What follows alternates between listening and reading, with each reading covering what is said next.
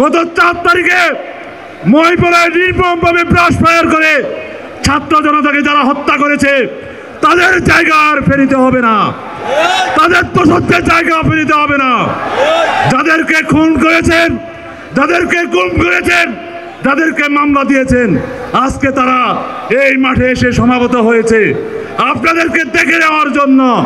আপনাদের পার্শ্ববর্তী দেশ থেকে বসে মানুষকে উস্কানি দিচ্ছেন, বিকাশের মাধ্যমে টাকা বাড়াচ্ছেন, অস্ত্রের যন্ত্রণা সৃষ্টি করার জন্য পয়তারা করছেন।